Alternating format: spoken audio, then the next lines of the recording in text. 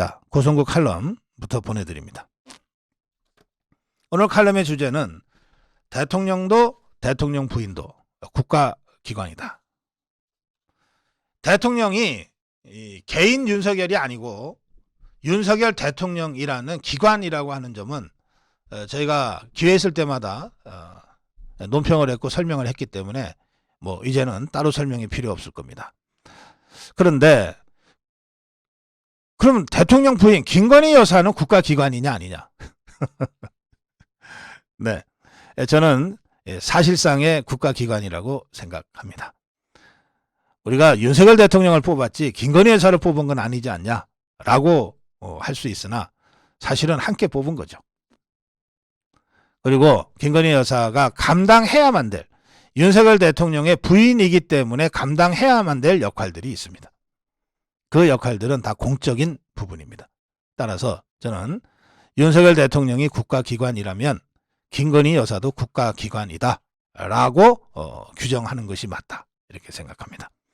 제가 이렇게 말씀드리는 이유는 김건희 여사도 국가기관이라면 그에 걸맞게 보좌 시스템이 가동돼야 된다 이런 말씀을 드리기 위해서입니다. 역대 정부에서 대통령들은 바로 그런 이유로 대통령실 보좌, 대통령에 대한 보좌를 제1부속실에서 감당하게 했고 대통령 부인에 대한 보좌를 제2부속실이라는 이름으로 공식적으로 기구를 운영해 왔습니다. 그런데 윤석열 대통령이 후보 시절에 워낙 좌파들이 김건희 여사를 공격을 해대니까 온갖 인신공격과 이 허위가짜종 뉴스로 공격을 해대니까 김건희 여사가 아예 대통령 후보 부인으로서의 최소한의 역할도 하지 못하고 거의 집에 갇혀 있다시피 됐습니다. 그런 이 비정상적인 선거가 전개가 됐고 그때 다들 안타까워하지 않았습니까? 그리고 그 과정에서 윤석열 대통령이 당선이 되면 대통령 부인을 보좌하는 제2부속실을 없애겠다. 그리고 대통령 부인한테 불렸던 불렀던 공식적 호칭인 영부인이라는 용어도 쓰지 않겠다. 이렇게 사실상 공약처럼 발표를 한 바가 있습니다. 그러니까 윤석열 대통령은 공약으로 발표를 했으니 그걸 어떻게든 지키려고 하고 있고 그래서 대통령에 취임한 이후 지금 1년이 가까이 되어 오는데 김건희 여사는 역대 대통령 부인들이 보좌받던 제2부속실의 시스템에 의한 보좌를 받지 못하고 있어요. 그리고 공식적으로 영부인이라는 용어도 대통령이 쓰지 않겠다고 했으니 지금 쓰지 못하고 있는 상황입니다. 저는 이 자체가 매우 비정상적이었다고 생각합니다. 지난 대선을 기억하시는 분들은 다 아시겠지만 어디 저 종북주사파 저 이재명 세력이 윤석열 대통령한테 제대로 맞짱이나 한번 떴습니까? 저것들이 공격했다 그러면 다 김건희 여사를 향해서 공격하지 않았습니까? 최대 약한 골이라고 생각해서 벽화에다가 뭐 어쩌고 저쩌고 그냥 온갖 분탕질을 해놓고 그러지 않았습니까? 이런 선거 양상 자체가 매우 비정상적이었어요. 그 비정상적인 정치, 비정상적인 선거 상황을 뚫고 대선에서 승리해야만 됐기 때문에 윤석열 대통령도 그 당시에 조성된 선거 양상, 선거 상황 속에서 당선되더라도 영부인이라고 부르지 않겠다. 제2부속실을 운영하지 않겠다라고 공약했다고 저는 생각합니다. 그런데 이제 그 비정상을 다시 정상으로 돌릴 때가 됐다고 제가 문제 제기합니다. 지난주, 이번 주 보면 김건희 여사가 윤석열 대통령과 함께 민생 행보를 하고 뭐 야구, 프로야구 시구를 하고 하는 모습을 같이 보이고 있잖아요. 이제 당당하게 함께 행동하고 활동합니다. 얼마 전에 있었던 일본 방문 같이 갔다 오잖아요. 당장 이번 달 말에 46일 4월 26일 있을 미국 국빈 방문, 이거는 대통령만큼은 아닐지 몰라도 정말 대통령 못지않게 퍼스트 레이디, 공식 호칭이 퍼스트 레이디고 그걸 번역하면 영부인인데, 질 바이든, 미국의 퍼스트 레이디 질 바이든 여사와 대한민국의 퍼스트 레이디 김건희 여사의 역할도 적지 않게 큽니다. 이게 현실이기 때문에 여기에 걸맞게 이제 시스템을 좀 갖추자. 그래서 제2부속실 김건희 여사를 전담해서 보좌하고 수행하는 그런 대통령실의 조직을 이제는 국민들한테 양해를 구하고 설치해서 운영을 해야 된다. 그렇게 제가 말씀을 드립니다. 동시에 제가 어쨌든 이 정치학을 하다 보니까 이 대통령학, 대통령 리더십에 대한 연구를 좀 하게 되고 또 뭐 공부를 좀 하게 되고, 그래서 프레지던시 학에 대한 이 공부를 하다 보니까 그건 주로 미국의 사례입니다만 퍼스트 레이디에 대한 연구가 굉장히 많습니다. 그만큼 중요하기 때문에 많은 거예요. 이거 우리나라의 영부인들에 대한 연구는, 경험적인 연구는 그렇게 쌓여져 있지 않습니다만, 그러나 여러분들이 다 갖고 있는 여러 가지 정보나 경험들을 반추해 보시면 알 겁니다. 저는 이렇게 생각합니다. 대한민국의 대통령 부인, 영부인, 퍼스트 레이디의 역할은 크게 세 가지 영역으로 구성된다. 첫째, 대통령과 함께하는, 국가기관으로서 대통령과 함께하는 공식적인 행사나 공식적인 의전이 있다. 예컨대 정상회담, 해외 순방, 국가기념일 참석 같은 것들입니다. 이게 퍼스트 레이디, 대통령 부인의 역할 중에 저는 한 30% 정도의 비중을 차지하면 적당하다, 이렇게 생각합니다. 30%. 그 다음에 해야 될 일이 뭐냐? 이제 유경수 여사를 떠올리면 쉽게 이해를 하실 건데, 대통령의 빈자리를 메우는 역할이 있습니다. 대통령의 빈자리. 어떤 자리냐? 우리 사회의 그늘진 곳, 어렵게 사는 분들, 대통령이 한번 만나서 손잡아 주는 것으로 힘을 얻고 다시 일어설 수 있는 그 사람들을 대통령이 다 만나고 다닐 수가 없기 때문에 그런 역할들을 대통령 부인들이, 역대 대통령 부인들이 다 해왔던 거예요. 물론 그렇지 않은 자들도 있어요. 정수기처럼. 그렇지만 대체로는 다 그걸 해왔어요. 유경수 여사가 가장 대표적으로 그런 일들을 하고 또 일종의 롤 모델처럼 이렇게 해왔습니다만, 다른 대통령의 부인들도 다 알게 모르게 그런 일들을 해왔어요. 대통령이 채 커버하지 못하는 대통령의 빈자리들이 있다. 특히 우리 사회의 그늘진 곳, 어려운 곳을 대통령 부인이 대통령을 대신해서 찾아가는 거예요. 그들과 손을 잡고 같이 우는 거예요. 그걸 통해서 대중과 정서적으로, 감성적으로 감흥하는 겁니다. 이건 대통령이 어떤 면에서는 굉장히 하드라이너한 이 캐릭터를 가질 수밖에 없는데 비해서 대통령 부인이 갖는 소프트라이너한 그런 어떤 특성과 잘 결합되기 때문에 국정 운영에 굉장한 도움이 됩니다. 이 일을 해야 돼요. 그건 해도 좋고 안 해도 좋은 것이 아니라 의무적으로 해야 되는 거라고 저는 생각합니다.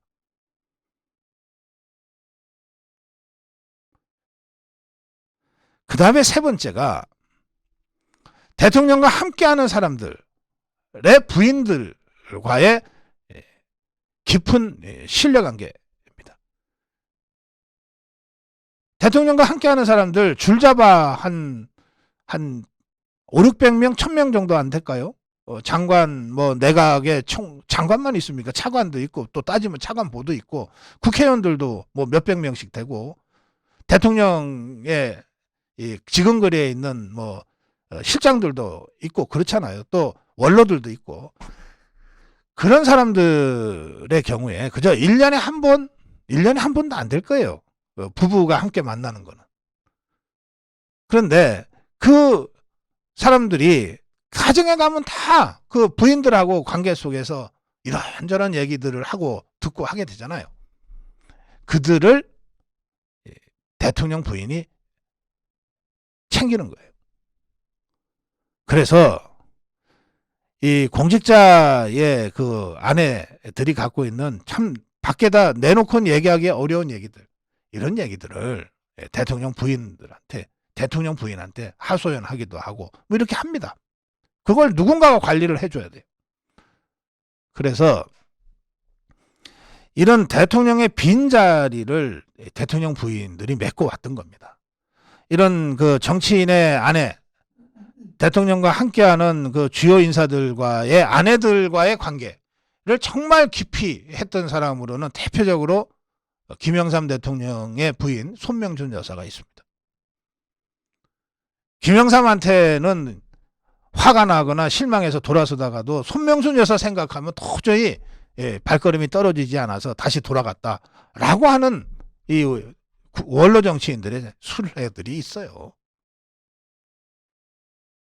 그야말로 대통령이 채울 수 없는 빈자리를 대통령 부인이 채워온 아주 대표적인 사례입니다. 그 다음에 이제 세 번째, 저는 이 대통령의 빈자리를 채우는 대통령 부인의 역할이 40% 정도 비중을 차지하면 좋다 이렇게 보는 거죠. 그 다음에 세 번째가 이 대통령 부인, 영부인의 그 주 관심 사안이 따로 있습니다. 예를 들어서 뭐 힐러리 클린턴 같으면 보건의료 쪽을 특별히 관심을 가졌다는 거죠. 또 미셸 오바마 경우에는 아이들 교육 문제에 특별히 관심을 많이 가졌었다는 거고요. 또 지금 질 바이든도 교육 문제 같은데 상당한 관심을 갖고 있다고 합니다. 대통령 부인이 갖는 관심은 대통령이 갖는 관심과는 또 다른 측면에서 국민들한테 파급 효과가 굉장히 커요. 이건 이제 영부인이 갖고 있는 독자적인 영역이죠. 이를테면 김건희 여사가 이 미술 전시 기획자로서 굉장히 실력 있게 그 성과를 쌓은 사람이다. 그러면 김건희 여사 본인이 갖는 그런 개인적 관심은 여전히 있을 것 아니겠습니까? 얼마 전에 일본 가서 그 일본의 건축가 안도를 따로 만났다든지 하는 것들은 다 개인적 관심이 반영되는 것 아니겠어요? 그런데 김건희 여사가 갖고 있는 이런 그 문화예술 영역에 있어서의 어떤 관심과 또 상당한 전문성과 그 소양, 경험이라고 하는 게 그게 국가 발전을 위해서 좋은 방향으로 잘 선용될 수 있다면 그럼 마다할 게 뭐 있습니까?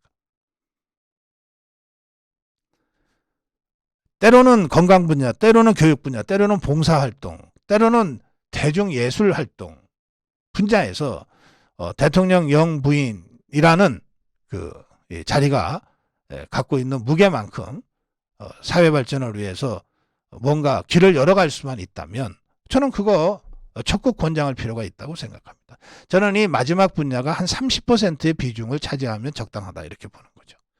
대통령의 빈자리를 메꾸는 역할이 한 40%, 공식 의정과 관련돼서 감당해야 될 역할이 한 30%, 그리고 대통령 영부인의 개인적 관심 분야가 한 30% 정도로 적절하게 잘 균형이 이루어진 이 대통령 부인, 영부인에 대한 이 활동에 대한 기획과 준비와 실행이 있어야 돼요.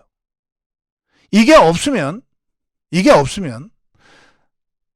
늘 대통령 옆에 붙어 있는 사람으로만 비치게 됩니다. 그리고 온갖 좌파들이 안 그래도 어떻게든 해코지 하려고 하는데 온갖 이 가짜 뉴스들이 계속해서 범람하게 돼 있어요. 시도 때도 없이. 저는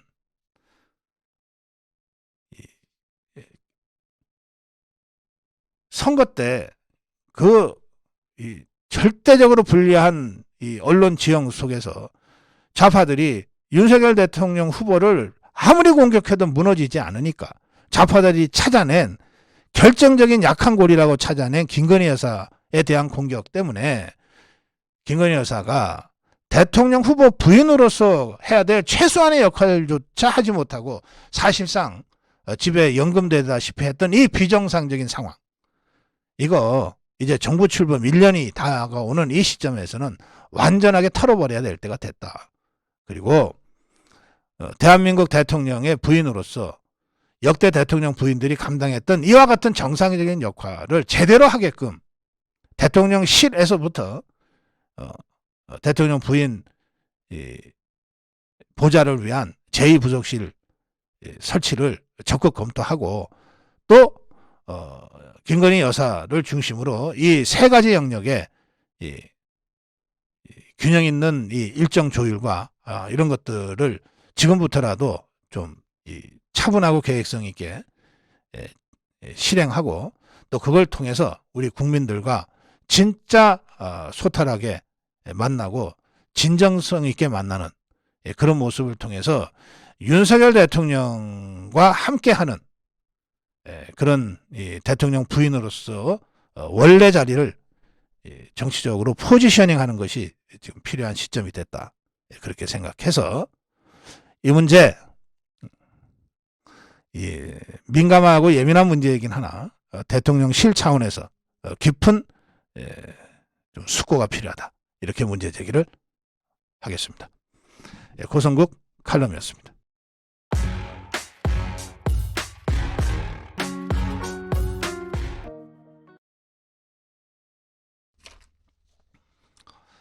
네, 고성국 칼럼입니다.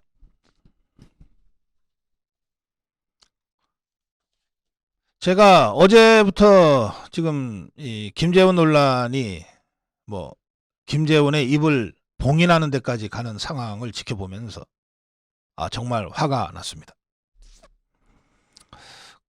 제가 최대한 자제하고 절제하면서 이 문제를 다뤄보겠습니다.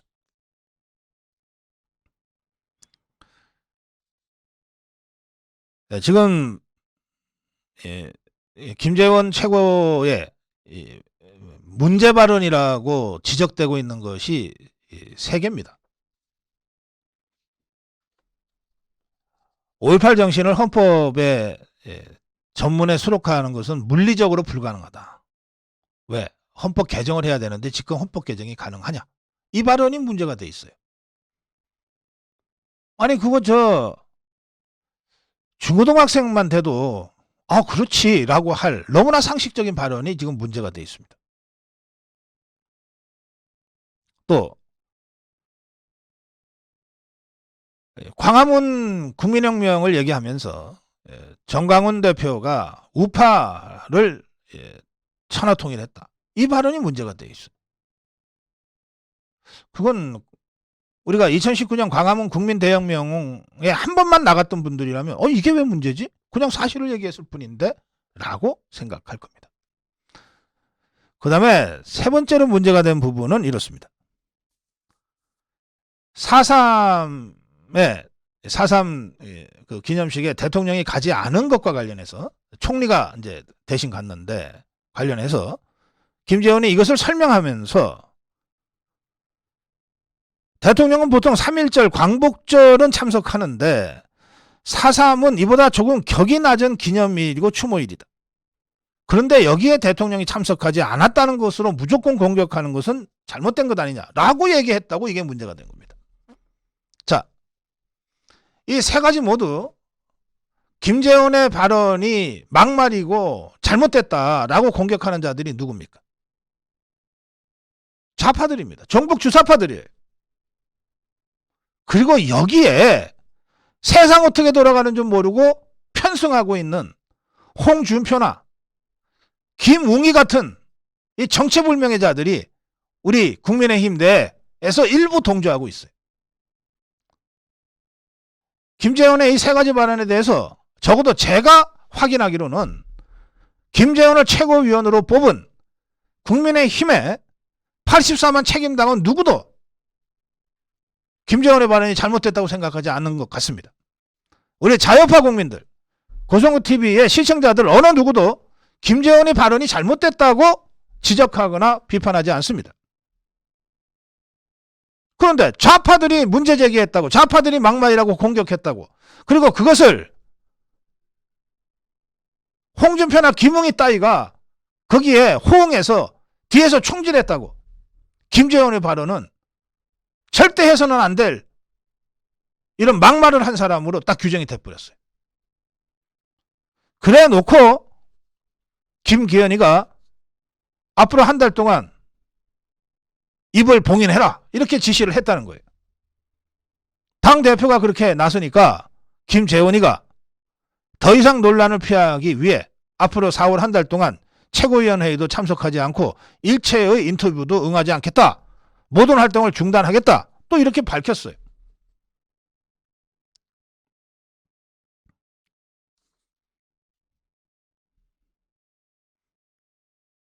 김기현이는 김재원의 발언에 대해서 당대표로서 김 최고위원 발언에 매우 큰 유감의 뜻을 전했다. 오직 민생을 살피고 돌봐야 할 집권여당의 일원이 불필요한 분란을 야기하며 국민과 당원에게 눈살을 찌푸리게 하는 행태는 더 이상 허용될 수 없다.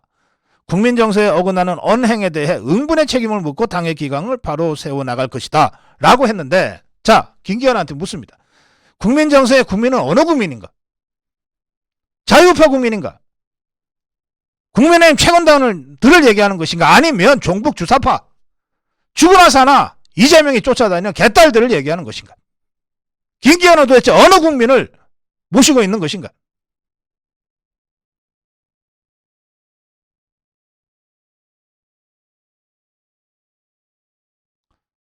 김재원한테 불필요한 분란을 야기하면서 라고 했는데, 분란은 누가 일으켰는가?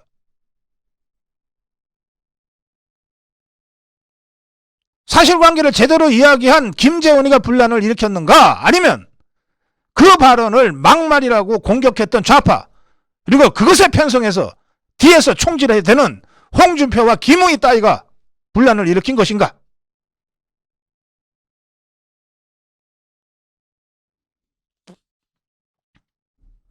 김웅이는 추모의 격이 있냐 하면서 프로야구 시구 행사는 격이 높아서 가신 거냐. 윤석열 대통령 직접 시비 걸고 나섰습니다. 서해 수호의 날은 격이 높아서 가신 것이냐. 자, 국가기념일 그리고 보훈에는 격이 있어요. 이 무식한 자가 기본적인 팩트도 모르는 것 같아서 제가 우선 설명부터 하겠습니다. 대한민국 훈장이라는 이 정부의 공식 설명에는 이렇게 되어 있습니다. 훈장과 포장이 있는데, 포장은 훈장보다는 한 단계 낮은 격의 상훈이다. 이렇게 되어 있어요. 격이라는 단어가 비속어가 아니에요. 춘장이 소장보다, 소장이 중장보다, 중장이 대장보다 한 격 낮은 거지. 장관이 대통령보다 격이 낮은 거지. 그래서 대통령 격에 맞는 의전, 총리 격에 맞는 의전, 장관 격에 맞는 의전, 차관 격에 맞는 의전이 다 따로 있는 거예요. 차량도 다 다르잖아. 배기량이 다 다르잖아. 장관이 타는 차 3500cc, 차관이 타는 차 몇 cc. 그게 다 격 아닌가?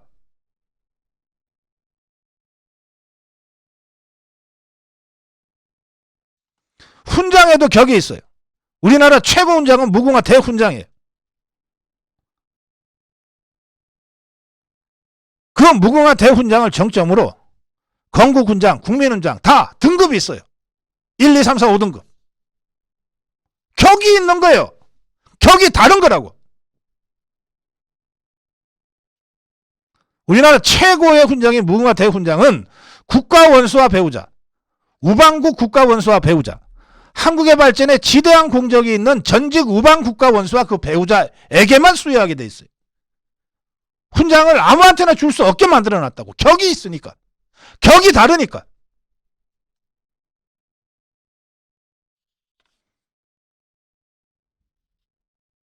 국가기념일도 당연히 격이 있어요. 자, 법정 공휴일, 국경일과 공휴일 설명할 때 이렇게 되어 있습니다. 국경일은 다른 공휴일보다 격이 다소 높은 날이다. 격이 높다고 되어 있어요. 추모에도 격이 있나? 격이 있지.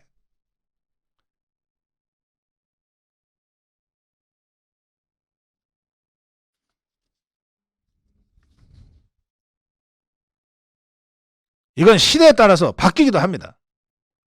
제가 국민학교 다닐 때는 국제연합일 10월 24일이 굉장히 높은 격의 기념일이었어요. 왜? 유엔이 아니었으면 우린 나라를 뺏겼으니까. 지금은 유엔 기념일, 국제연합일이라고 하는 10월 24일이 있는지도 모르고 지나갑니다. 이제는 그 정도로 우리 사회가 바뀌었고 시대가 바뀌었으니까 전 지금도 이 점은 안타깝게 생각합니다. 그러나 어쨌든 중요한 국가기념일이 시대 흐름에 따라서 평범한 날로 바뀔 수도 있는 거예요. 격이 바뀔 수도 있는 거예요. 격이 없으면 어떻게 바뀝니까? 없는 것이 있단 말이에요.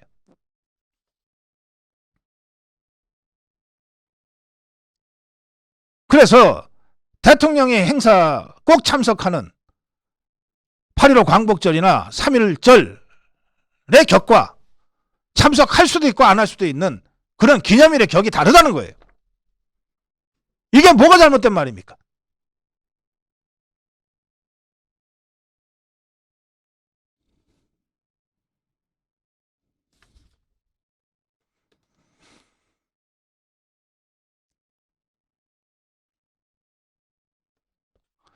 김우기 따위의 발언을 길게 소개할 필요는 없겠습니다.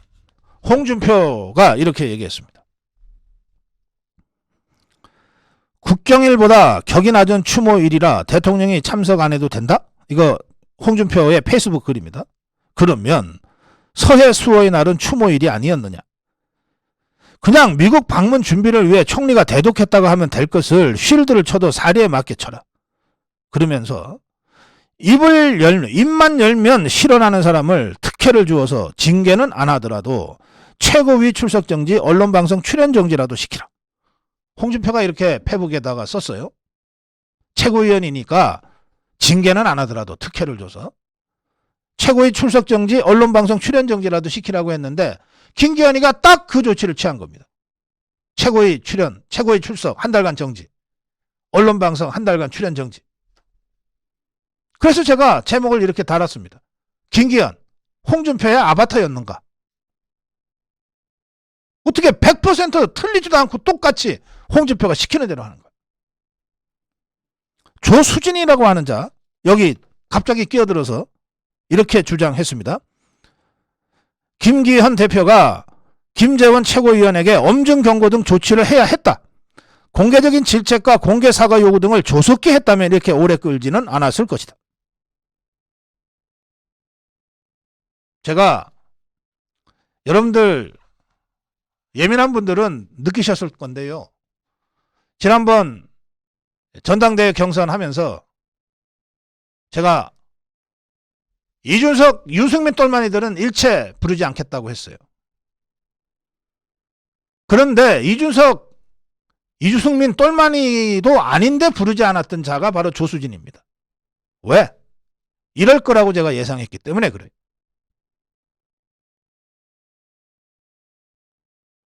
저는 조수진이란 이자를 믿지 않습니다. 실제로 자유우파인지 아닌지 제가 아직 확신이 안 들어요. 그래서 조수진이가 이런 말 하는 것은 이상하지도 않습니다. 근데 홍준표가 이렇게 얘기했다는 것은 전 이것은 있을 수 없는 망발이라고 생각합니다. 자,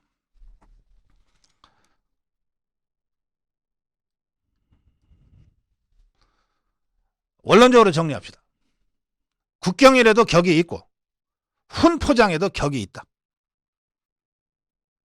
그렇다고 해서 이것이 기계적으로 대통령의 일정이나 대통령의 메시지와 기계적으로 똑같은 것은 아니다.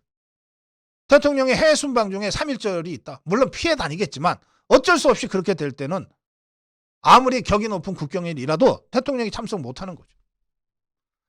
다른 말로 표현하면 광복절이나 3.1절 같은 이 5대 국경일, 개천절, 제헌절 그리고 한글의 날, 이 5대 국경일이 가장 격이 높은 이 법정 기념일인데 이보다 격이 낮아도 대통령이 그 사건과 관련해서 또는 그 사안과 관련해서 강력한 메시지를 바라고 싶을 때는 직접 참석한다.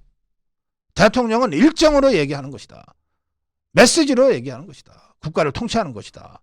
서해 수호의 날 5대 국경일보다는 격이 낮음에도 불구하고 대통령이 직접 참석해서 울먹이면서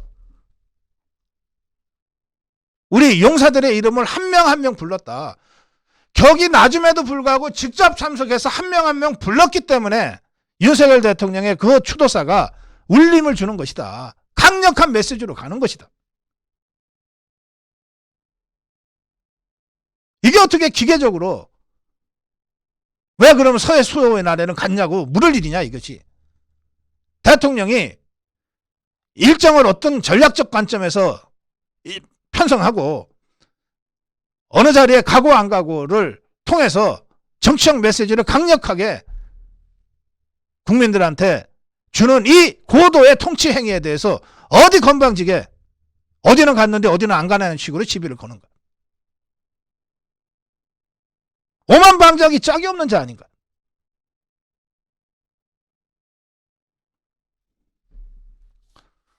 최고위원의 입을 봉했다. 저는 전당대회 직후에 이번에 구성된 김기현, 김재원, 김병민, 조수진, 태영호 그리고 장해찬 굉장히 다양하게 구성됐다. 제가 그렇게 논평한 바가 있습니다. 지역적으로도 다양하다. 다만 충청권이 빠져서 아쉽다. 세대적으로도 다양하다. 그동안의 정치 이력도 다양하다. 그런데 언론은 이런 다양성을 전혀 천착하지 않고 그냥 전부 다 친윤이라고 한마디로 잡아서 비난을 해 오고 있어요. 아니 그럼 여당의 친윤이지 그럼. 여당의 친윤 의원들이 친윤 인사들이 지도부에 대거 포섭되는 것은 너무나 당연한 것이지.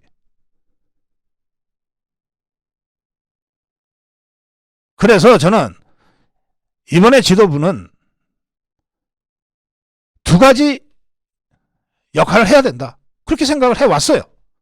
첫째는 그들을 뽑은 사람들은 84만 책임 당원들이에요. 그들을 뽑은 당심, 그들을 뽑은 유권자의 마음, 당심을 잘 반영하는 일이 첫 번째다. 두 번째는 그걸 통해서 세대도 다르고 지역도 다르고 정치 이력도 다 다른 이 다양한 김기현 지도부가 다양한 목소리를 내므로써 당을 하나로 통합시켜가면 된다. 자, 김기현에게 묻습니다. 김기현 84만 책임당원들이 선출한 김재원의 입을 봉인할 자격이 권한이 과연 당신한테 있는가? 김재원의 발언은 그를 뽑아준 유권자 책임당원들의 목소리를 전하는 것이다. 그러면 김기현 김재원의 입을 봉인한다면 그러면 그를 뽑아준 우리 84만 책임당원들의 입도 봉인할 것인가? 김재원의 발언에 대해서 속 시원하다. 못할 만한 거 하나도 없다. 제대로 얘기하는 사람 여기 있네. 라고 생각하는 자유파 국민들의 입까지 봉인할 것인가? 김기현 고성국 TV도 봉인할 것인가?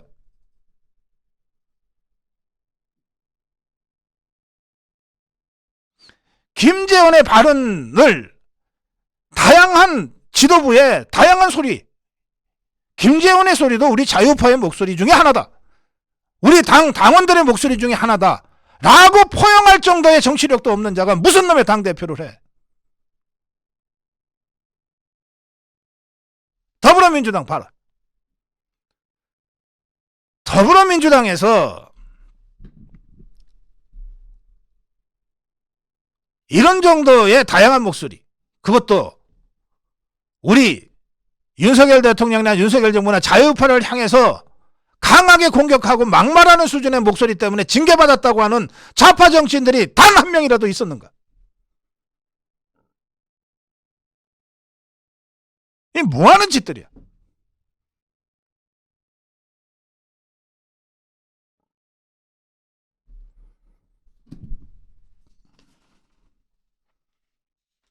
네, 고성국 칼럼 마지막으로 한 번 더 묻습니다. 김기현은 홍준표의 아바타인가? 그렇다면 고백해라. 그리고 빨리 물러나라. 김재원의 입을 봉인한다면 84만 책임당원의 입도 봉인하고 400만 국민의힘 당원들의 입도 봉인하고 자유파 1000만 2000만 자유파의 입도 봉인하고 고성국 TV까지 봉인할 수 있는가?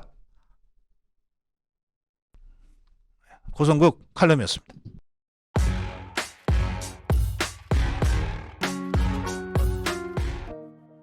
네, 고성국 칼럼입니다. 이제 1년 앞으로 다가왔습니다. 4월 10날입니다. 4월 10날이 22대 총선 본투표 날입니다. 그리고 4월 5일에서 6일 딱 1년 후 사전투표가 실시가 됩니다. 그러니까 총선 1년 시점이에요. 이제 당 기조국 또 여의도 연구원 같은 데서는 D-365 딱 이렇게 쓰고 시작할 때입니다. 이 총선 1년을 앞두고 지금 언론은 크게 4가지를 총선 변수로 보는 것 같습니다.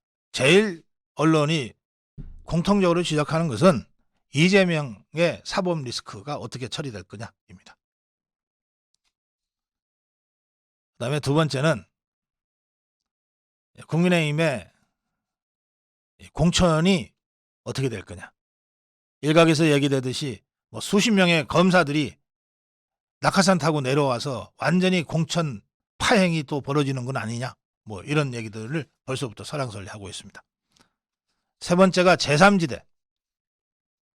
제3정당의 출연 여부인데 뭐 얼마 전에 뭐 김종인이 금태섭이가 만났다는 것이 관심을 갖는 것도 이 제3지대 출연과 관련된 부분이고 또 우리 자유파 일각에서 잊을만 하면 나오곤 하는 이른바 박근혜 신당 얘기도 이 제3지대 출연으로 인한 자유파 분열이 총선에 악영향을 미칠지 모른다고 하는 이런 우려 섞인 변수로 제기되고 있기도 합니다.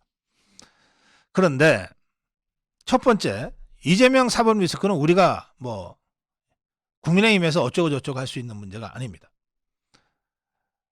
이 두 번째 이른바 수십 명의 검사들이 낙하산 타고 내려올 거야라고 하는 이 괴담은 종북 주사파 더불어민주당이 의도적으로 악의적으로 유포하고 있는 괴담입니다. 여기에 넘어갈 필요 없습니다. 세 번째 제3지대는 우리가 어떻게 하느냐에 따라서 결정됩니다. 우리가 잘못하면 하지 말라 그래도 제3지대가 나타날 것이고 우리가 잘하면 하라 그래도 감히 나타나지 못하는 게 제3지대 존재입니다. 그러면 이 두 번째, 세 번째 변수는 그런 차원으로 치부하고 나면 결국 남는 것은 이재명 사법 리스크. 그 다음에 우리 쪽에서는 핵심적으로 제기되는 것이 30% 40%로 추정되는 무당층, 부동층, 중도층의 견인 문제를 어떻게 풀어갈 거냐. 이 문제가 되는 겁니다.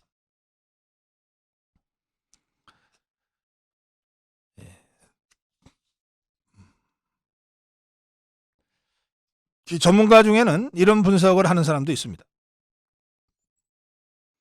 대통령 지지율이 50% 이상이면 무당층, 부동층은 밴드웨건 효과에 의해서 여당으로 기울어지는 경향이 있다. 뭐 경험적으로 뭐 그럴 수는 있을 거라고 보지만 이 문제는 우리한테는 별 도움이 안 되는 얘기입니다.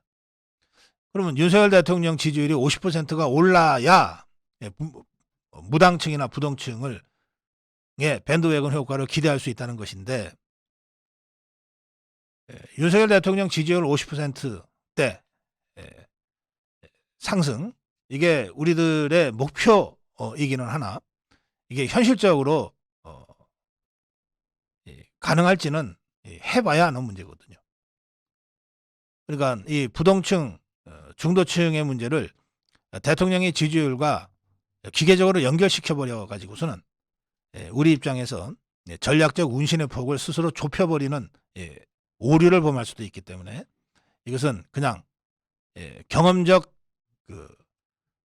수치로서 참고자료 이상의 의미를 가질 필요는 없다. 그렇게 생각합니다. 전략의 핵심은, 총선 전략의 핵심은 지지층을 어떻게 결집시킬 것이냐, 여기에 더해서 중도층을 어떻게 공략할 것이냐, 이런 모아집니다. 이건 모든 선거가 그렇습니다. 자,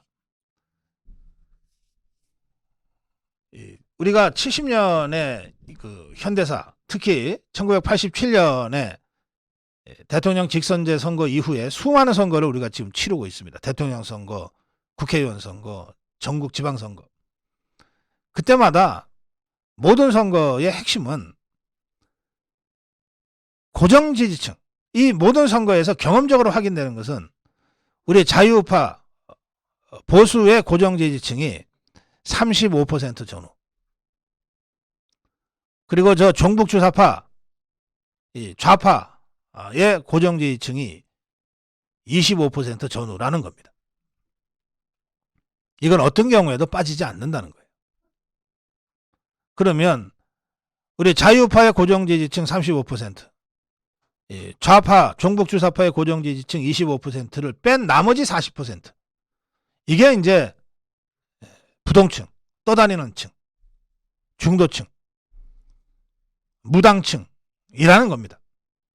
여기서 이제 두 가지 태제가 제기됩니다.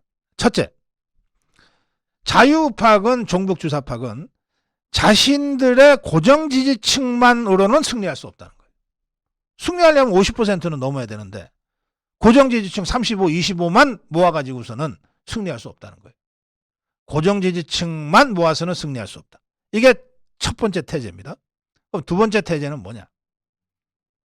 두 번째 태제는, 그런데 중도층을 아무리 견인을 해도 고정 지지층이 흩어져 버리면 또한 승리하기 어렵다는 거예요. 고정 지지층이 흩어져 버린 상태에서는 중도층을 아무리 많이 끌고 와도 50% 과반을 하기가 쉽지 않은 거예요. 고정 지지층은 우리가 아무리 노력을 해도 우리한테로 다 오지는 않거든. 저쪽으로도 얼마큼 가거든. 그러니 우리 입장에서는 35%의 고정 지지층을 확실하게 결집시켜 놓고 여기에 40%에 달하는 중도층 중에 15%에서 20%만 우리가 갖고 오면 이긴다는 거예요. 우리가 상대적으로 훨씬 유리하죠. 저쪽은 고정 지지층이, 종북주사파는 25%밖에 안 되니까 저것들이 이기려면 중도층의 3분의 2인 25%를 갖고 가야 되는 거예요. 무지무지 어려운 거예요. 정상적으로 안 되는 거예요. 그러니까 탄핵하고 그 여세를 몰아서 정권 탈취하는 거예요. 정상적으로는 좌파들이 이길 수 없는 선거 지형이고 표 구성이단 말이에요. 그래서 여기서 핵심은 어떻게 지지층을 흩어지지 않고 결집시킬 것인가. 여기에 더해서 중도층을 어떻게 공략해서 절반 정도의 중도층을 갖고 올 것인가. 이렇게 정리가 되는 겁니다. 그걸 제일 교과서적으로 잘한 사람이 박근혜 대통령이었습니다. 그래서 52% 과반을 넘는 승리를 유일하게 했던 거예요. 고정 지지층 한 표도 흩어지지 않은 상태에서 중도층 표를 중도층 표를 20% 가까이 끌어온 거죠. 그래서 52%의 과반 승리를 한 겁니다. 고정지지층을 끌어모으는 것이 중도층을 보내는 것이 아니라고 하는 것을 박근혜 대통령 2012년 대선이 정확하게 보여주고 있어요. 자, 이 문제와 관련해서 류근일 선생이 칼럼을 썼습니다. 재미있는 칼럼이에요. 한국 선거에서 이기려면 중도 유권자 40%의 마음을 얻어야 한다고 한다. 동감이다. 그러나 방법론에선 갈린다. 이 방법론이 전략인 겁니다. 전략에선 갈린다. 그러면서 두 개의 전략이 있다는 거예요. 의견 A는 중도의 마음을 얻으려면 자유주의자들이 자신의 정체성을 버리고 중도로 좌클릭해서 가야 된다. 이렇게 주장하는 자들이 있다는 겁니다. 의견 B는 중도의 마음을 얻으려면 자유주의자들이 먼저 자신의 정체성을 확고히 하고 자기 진지부터 확고히 쌓고 그 영향력으로 중도의 일부 또는 전부를 견인해 와야 된다고 하는 겁니다. A의 의견은 자유주의자임을 포기하고 중도로 좌클릭해서 가야 된다는 거예요. B는 자유주의자의 정체성을 확고히 하고 그리고 중도를 우리 쪽으로 끌어와야 된다는 거예요. 우리가 갈 거냐 끌고 올 거냐. 이거는 180도 다른 전략이죠. 둘 다 해보자. 이건 말이 안 되는 거예요. 둘 중에 하나를 선택해야 됩니다. 이것이 정치 노선이에요. 이 정치 노선을 분명히 세우고 그 정치 노선에 맞는 전략 전술들을 배치하는 것이 선거입니다. 제가 아까 소리 지른다고 당대표의 권위가 세워지는 거 아니다. 소리 지른다고 기강이 잡히는 게 아니다 그랬어요. 중요한 것은 올바른 정치 노선을 세우는 것이고 이 올바른 정치 노선에 입각한 올바른 전략과 전술을 구사할 때 그래서 이대로 가면 우리가 승리할 수 있겠구나라고 하는 확신을 당원들과 국회의원들과 자유우파 진영이 가질 때 그 대표를 존중하고 따라가게 된다는 거예요. 그 과정에서 대표의 리더십이 세워지는 것이고 당 지도부의 권위가 세워지는 것이다. 그렇게 되면 질서 지키지 말라 그래도 알아서 질서 지킨다. 자, 그럼 어느 쪽이냐? 이 선택도 하지 못하고 이리 갔다 저리 갔다 하는 자들은 지도부의 자격이 없는 자예요. 어느 쪽이든 선택을 해야 돼. 우리가 자유주의자임을 버리고 중도를 향해서 끝까지 좌편향 좌클릭 할 거냐? 김종인이 그렇게 하자는 거였어요. 이준석이가 그렇게 하자는 주장을 했던 거고 유승민이가 그렇게 하자고 주장하고 있는 거예요. 그럼 그렇게 할 거냐? 아니면 자유주의자로서의 정체성을 확고히 하고 여기에 튼튼한 진지를 구축해서 자유우파가 이기겠구나 라고 하는 확신을 중도파들이 갖게 만들어서 그 중도파들로 하여금 이번에는 자유우파가 이길 것 같아. 나도 그쪽으로 가겠어 라고 하는 밴드웨건 효과를 조성해서 이들을 끌고 올 것이냐. 완전히 180도 다른 전략입니다. 이 전략 중에 어느 쪽을 선택할 것이냐. 이걸 선택하지 않으면 전략이고 전술이고 안 나와요. 그냥 정치 기술만 좀 나오는 거예요. 양곡법 나오면은 밥 한 그릇 먹기 운동 같은 수준으로 나오는 거예요. 올바른 정치 노선을 수립하고 그것에 맞는 전략 전술을 세워놔야 이렇게 가면 우리가 승리할 수 있겠구나라고 하는 자유파와 국민의힘 당원들의 확신이 생긴단 말이에요. 그럼 지금 김기현 지도부가 과연 이 정치 노선과 이 전략 전술을 지금 확립하고 있느냐? 없다고 보는 겁니다. 그러니 저 김기현이 쫓아가면 우리가 승리할 수 있겠느냐? 누가 확신 가집니까?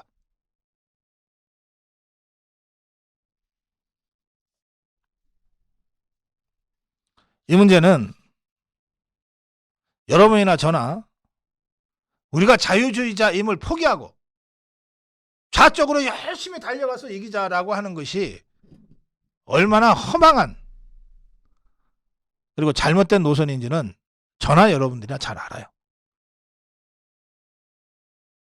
그래서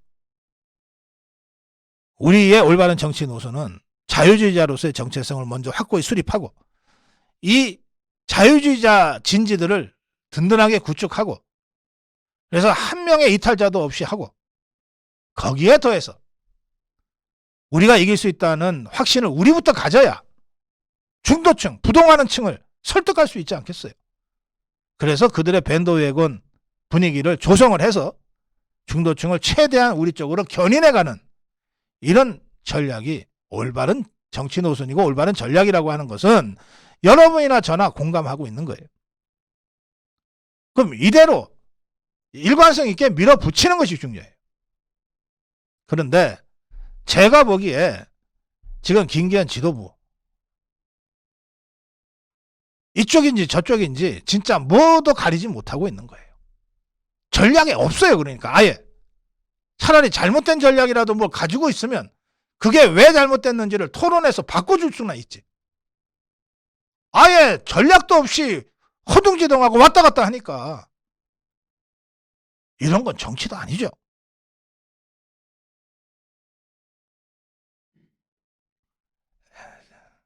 저는 이제 총선 1년 남았습니다. 뭐 많이 남지 않았어요. 이 올바른 정치 노선의 수립과 올바른 전략 전술의 수립이라고 하는 치열한 정치 토론이 우선 선행될 수밖에 없다. 선행되어야 한다. 이 점을 오늘 고성호 칼럼에서 강조합니다.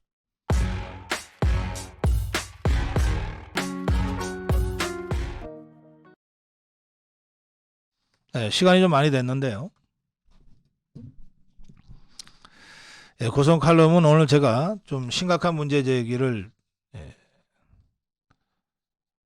할 거기 때문에 조금 시간을 더 쓰게 될지도 모르겠습니다. 고성호 칼럼입니다.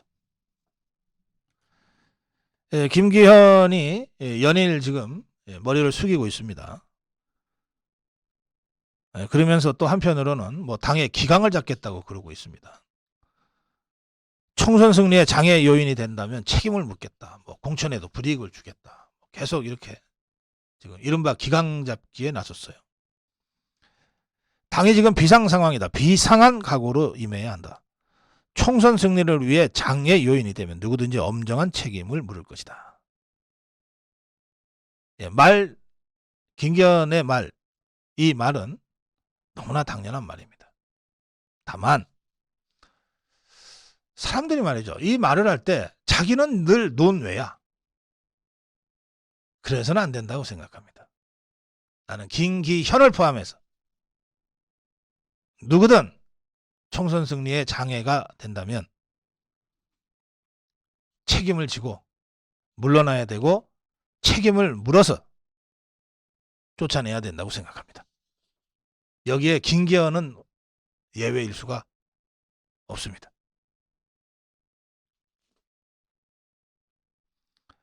지금 김기현이 갑자기 의원 정수 축소 얘기를 하고 나왔어요. 30석은 지금 300석의 10분의 1입니다. 10% 감축하자는 건데요. 자, 지금 대표된 지 어쨌든 한 달 가까이 되어오죠. 그리고 전원위원회, 이 의원 정수 포함한 논의를 하기 위한 전원위원회가 소집되어 있는 상태인데 그동안 김기현이 한마디도 하지 않았어요. 그런데 갑자기 이렇게 막 안팎으로 몰리니까 300석 중에 10%인 30석 줄이자고 하고 나왔어요. 제 기억으로는 지난 전당대회 때 조경태가 3표 개혁 얘기하면서 비례대표 폐지 얘기했을 때도 김기현은 거기에 호응하는 발언을 한 적이 없습니다. 그래서 이 시점에 생뚱맞게 무슨 30석 축소냐. 현실적으로 되지도 않을 걸. 더불어민주당이 즉각 반대의 뜻을 표했거든요. 그러면서 더불어민주당이 한마디 더 했어요. 야, 당내에서 몰리니까 국면 전환하려고 갑자기 의석수 줄이자고 나오냐? 딱 그 꼴이 돼버렸어요.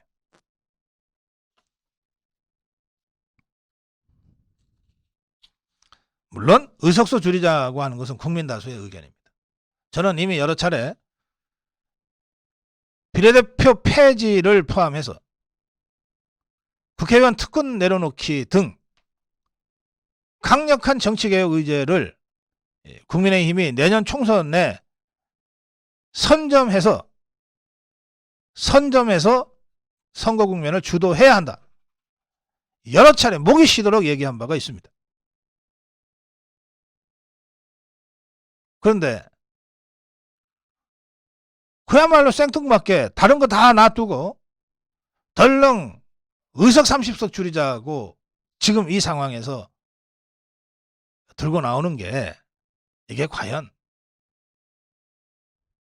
제대로 된 의제 설정이 되겠습니까?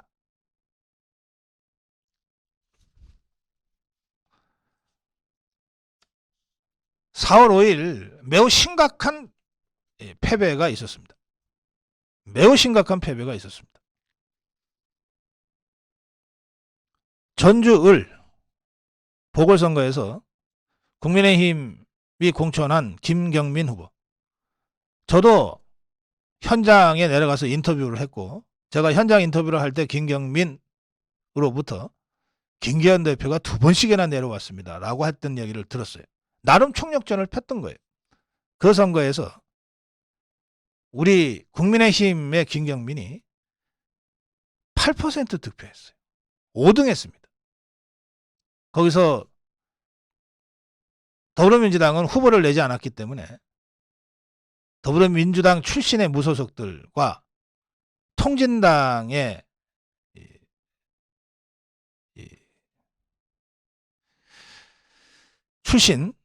통진당 출신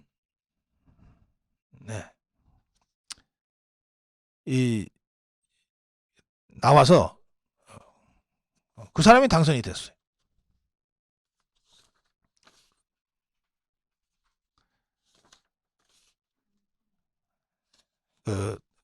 당이 뭡니까? 뭐 이런까지는 얘기할 거 없고요. 진보당. 예. 그런데 뭐 전주 을인데 뭐 우리가 이기기는 쉽지 않다고 할 수 있지만 이거요. 작년 대선 때 윤석열 후보가 이 지역에서 얻었던 표, 그리고 지방선거에서 이 지역에서 얻었던 표가 15%대였습니다. 그런데 반토막이 나버린 겁니다.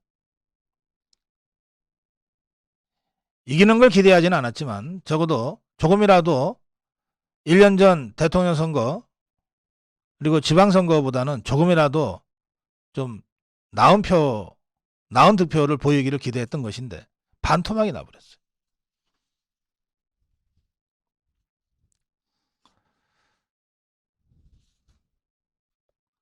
울산시 교육감 선거 심각합니다. 울산광역시에서 윤석열 대통령 후보가 얻었던 표가 54.41%였습니다. 54.41%. 이재명이는 40. 그리고 그 몇 달 후에 치러진 지방선거에서 함께 치러진 교육감 선거에서는 좌파의 이른바 진보 후보가 55, 그 다음에 보수 후보, 이번에 출마한 김주영 후보가 44를 얻었어요. 너무 늦게 나갔기 때문에 이름을 알리지 못해서 아깝게 졌는데 44가 나왔습니다. 그러면 윤석열 대통령이 작년 3월에 54.41을 기록했던 울산, 그리고 교육감 김주영 보수 후보가 나가서 얻었던 44.9, 이 득표에 비해서 이번에 얼마 얻었냐? 이번에 38인가를 얻었어요. 그러니까 윤석열 대통령이 얻었던 표에 전혀 미치지 못하고 김주영 후보, 보수 후보가 작년 6월에 얻었던 표에 비해서도 6% 이상 떨어져 버렸어요. 그리고 우리 자유파 강세 지역인 울산 남구의 구의원 선거입니다. 구의원 선거. 이게 울산의 강남이다라고 불렸던 남구인데요. 여기서 민주당한테 졌어요. 이거는 정당 공천을 해서 했는데 졌어요. 근소한 차이지만 졌어요. 근데 지금 당대표는 누굽니까? 바로 이 울산 지역구. 울산에서 울산시장을 하고 울산에서 지역구 4선을 한 김기현이 지금 당대표를 하고 있어요. 그런데 울산에서 이렇게 진 겁니다.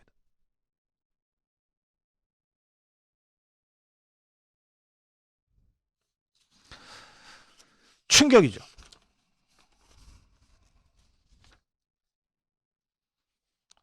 예, 기자들이 김기현에게 4월 5일 재보궐선거 결과에 대해서 어떻게 생각하냐 물었어요. 김기현이 한 말인지 또는 다른 지도부의 다른 사람이 한 말인지 모르겠는데 그래도 우리가 충청에서는 이겼잖아요. 청주 시의원 선거. 충청에서는 이겼잖아요. 저는 이 선거 결과를 보면서 이거 진짜 큰일 났구나 생각했어요.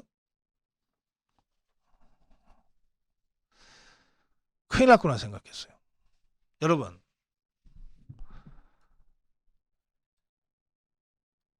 큰 지진이나 태풍이 오기 전에 이른바 전조라고 하는 게 있잖아요. 전조 현상이라고 하는 게. 뭐 이를테면 큰 지진이 오기 전에 갑자기 뭐 쥐들이 막 어디를 도망을 간다든지 새들이 막 짖는다든지 그런 전조 현상이 있지 않습니까?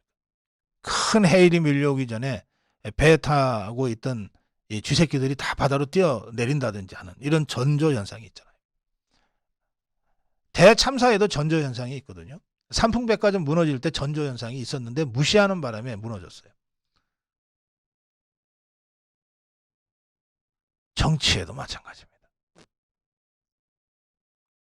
저는 4월 5일 재보궐선거,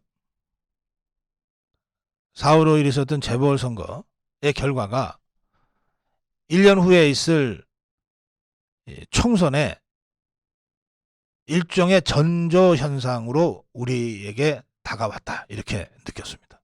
그래서 아주 식은땀이 났어요.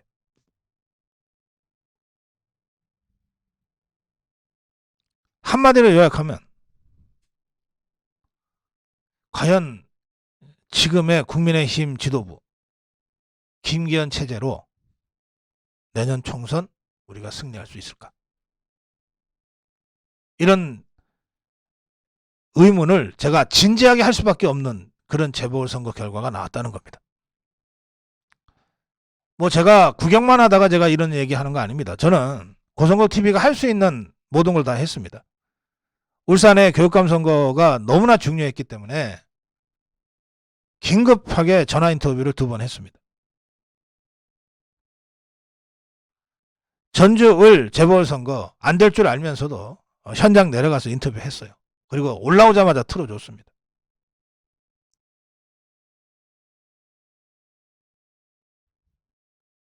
그랬던 제가 이건 굉장히 심각한 전조 현상이다. 총선 대참패를 예고하는 전조 현상일 수 있다. 그렇다면 이거 어떻게 해야 되는가? 4월 5일 선거 결과가 밤늦게 나왔고 4월 6일 아침에 보도가 됐는데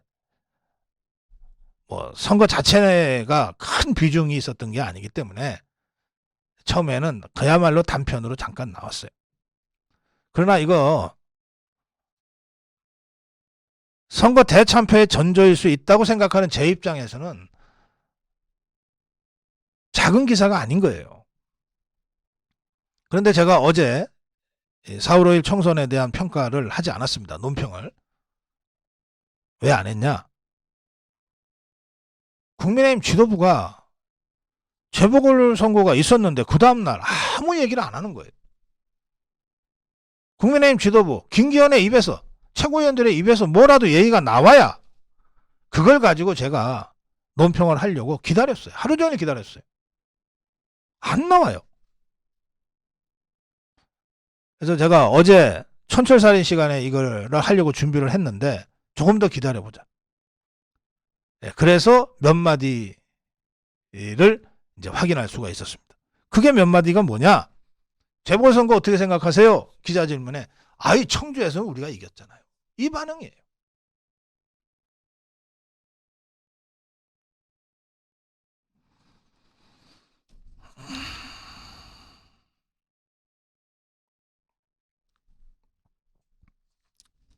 자,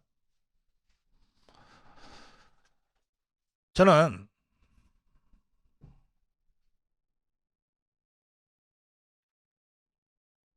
뭐 아까 원로들의 그 참으로 얄팍한 훈수를 소개해 드릴 때 다들 하는 말이 아이 뭐 출범한 지 한 달밖에 안 됐으니까 앞으로 더 잘하겠죠.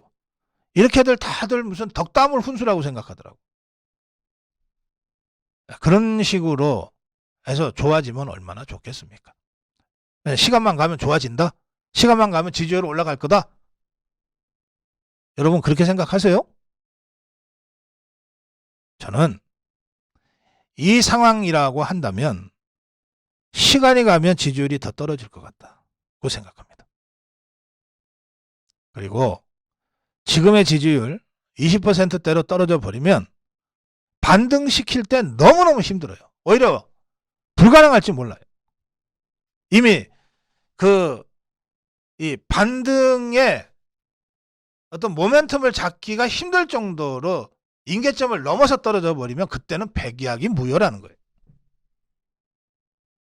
제가 이거 심각한 전조라고 보는 이유 중에 하나입니다.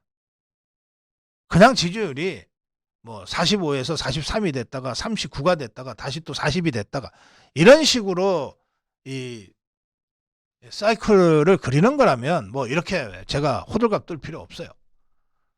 지속적으로 떨어지고 있잖아요. 그리고 재보궐에 정말 있을 수 없는 참패가 발생했고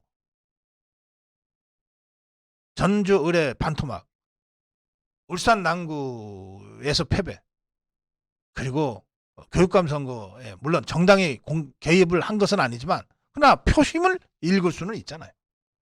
이런 걸 보면 매우 심각한 패배거든요. 이렇게 해서 저 더불어민주당 아니 이렇게 해서 국민의힘 이거 끝났네. 뭐 저 정당으로 뭐 총선 승리 기약할 수 없겠네. 이렇게 되는 순간 확 떨어지는 거예요. 한번 그렇게 해서 20% 중반 이하로 떨어져 버리면 반등시키기가 쉽지 않다는 거예요. 그래서 저는 더 늦기 전에 국면 전환을 위한 전면적인 대쇄신의 결단을 내려야 한다. 이렇게 문제 제기를 합니다. 아니 한 달밖에 안 된 지도부를 다시 흔들면 어쩌자는 거냐. 한 달이 아니라 하루라도 문제가 있으면 바꿔야죠. 우리가 무슨 김기현이나 최고위원들 밖으로 챙겨주려고 지금 전당대회 한 겁니까? 자, 여러분들 상기해 보십시오. 전당대회 때 저나 여러분들이 처음부터 끝까지 한 마음으로 염원했던 게 뭡니까? 이번에 뽑히는 당대표 지도부는 뭡니까? 윤석열 대통령 성공시키고 총선 승리를 이끌어내야 된다. 그거 아니었습니까? 그런데 두 가지 다 지금 실패하고 있잖아요. 어쩌다 실패가 아니고 윤석열 대통령 성공시키고 총선 승리를 이끌어갈 희망을 찾을 수가 없잖아요. 지금의 지도부에. 뽑아놓고 왜 그러냐. 잘못 뽑았다고 반성하고 다시 시작해야 된다는 거예요. 이게 네가 김기현이 뽑으라 그랬잖아. 좀 그럴 문제가 아니에요. 모두가 다 책임이 있는 거예요.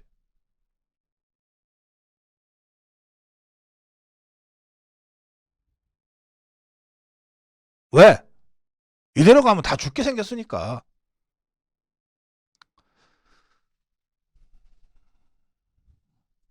(2011년에)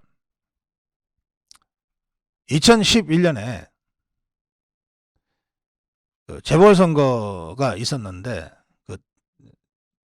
졌어요. 10월 달에 있었는데 졌어요. 그때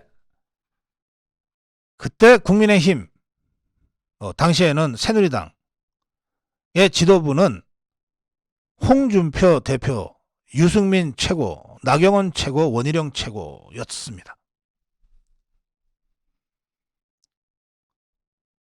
이 홍준표 대표 체제가 2011년 7월 달에 전당대회로 구성이 됐어요.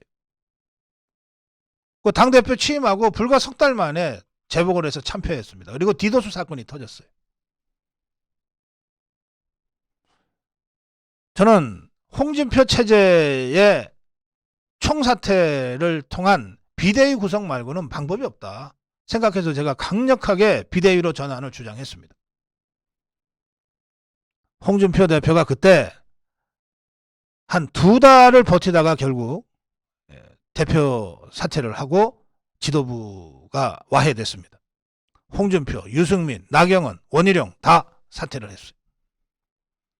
딱 5달 만이었습니다. 5달. 그리고 재보궐선거 패배 후 2달 만이었습니다. 그 홍준표 체제의 붕괴 후 당의 만장일치 추대로 박근혜 비대위가 출범합니다. 그게 2011년 12월입니다. 그때 박근혜 비대위가 출범할 때 거의 모든 전문가들은 새누리당이 100석도 하기 어렵다고 그랬어요. 그래서 박근혜 비대위원장은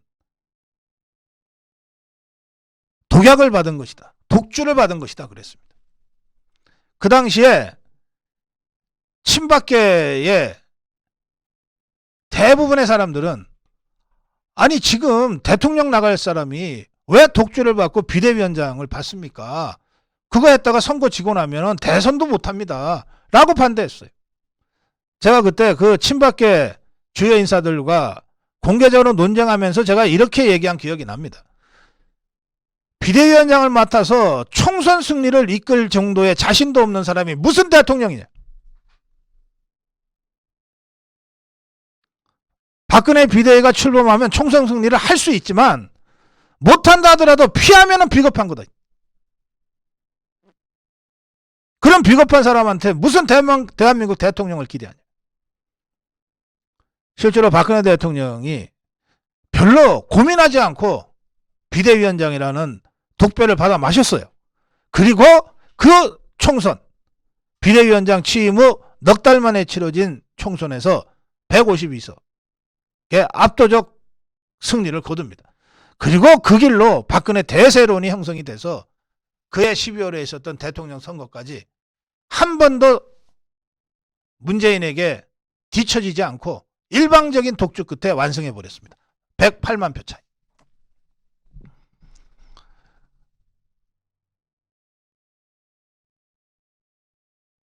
당 지도부는 그 지도부마다 몫이 있어요. 어떤 지도부는 당을 정상화시켜야 되는 지도부가 있고, 어떤 지도부는 당을 쇄신해야 될 지도부가 있고, 어떤 지도부는 선거에 이겨야 된다는 막중한 책임을 지게 되는 지도부도 있어요. 지금 김기현 지도부는 총선 승리와 윤석열 대통령 성공이라는 막중한 책무를 지고 출범한 지도부예요. 그런데 그 목표를 도저히 이룰 수 없다고 하는 판단이 들면 한 달, 2달 지나면 좀 낫겠지, 이런 나이브한 안이한 생각으로 시간을 흘려보낼 게 아니라 이거 도저히 안 되겠다고 하는 판단이 들면 어떤 형태로든 한시라도 빨리 수습책을 내야 됩니다. 홍준표 지도부 5달 만에 붕괴됐어요. 그리고 총선 넉 달 남기고서 비대위가 쳤는데 거기서 과반 이상의 압도적 승리를 이끌어냈어요.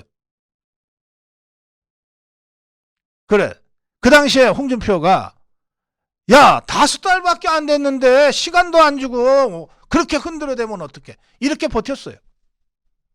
그때 그래, 야, 5달밖에 안 됐잖아. 선거 한 번 졌다고, 그 보궐선거 한 번 졌다고 그렇게 교체하면 어떡해. 밀어내면 어떡해.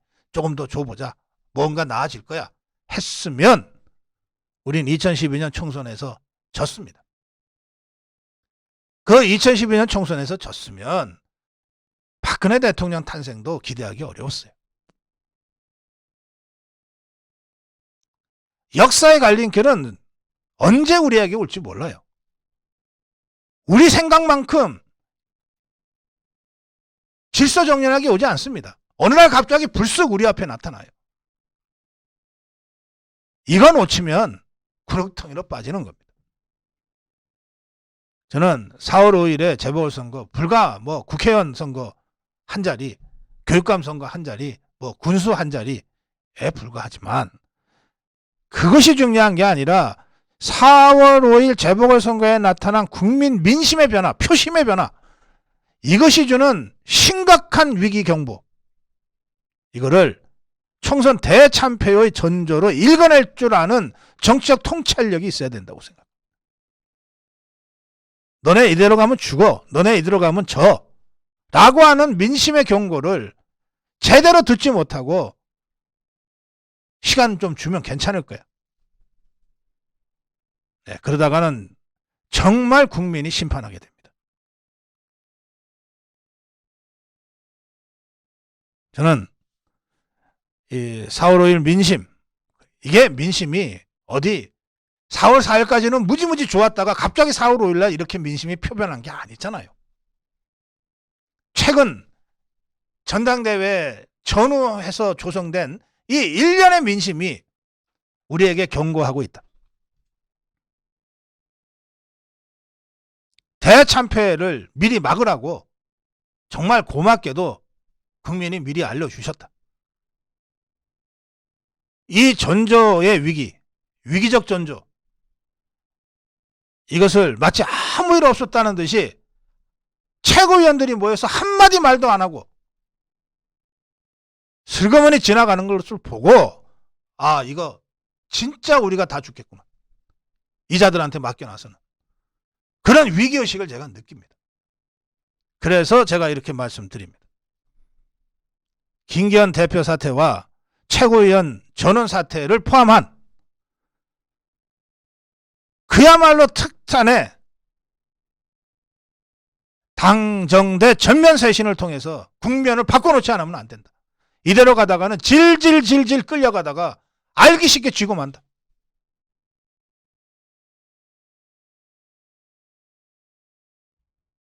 예. 오늘 고성욱 칼럼, 문제 제기로 여러분들 받아주시고 더 깊은 성찰과 다양한 의견 개진을 통해서 우리 자유파의 공론을 다시 만들어가는 계기가 되기를 바랍니다. 고성국 칼럼이었습니다. 고성국TV는 자유파의 유일 정론 방송입니다. 고성국TV는 윤석열 정권을 지켜내고 2024년 총선을 승리로 이끄는데 모든 힘을 다 쏟아부을 것입니다. 고성국TV가 어떠한 외압에도 흔들리지 않고 오로지 자유파의 정론 방송으로 나아갈 수 있도록 후원해 주십시오. 지금 바로 010-9045-3010으로 전화 주십시오. 정론 방송으로 보답하겠습니다. 감사합니다. 고성국TV 화이팅!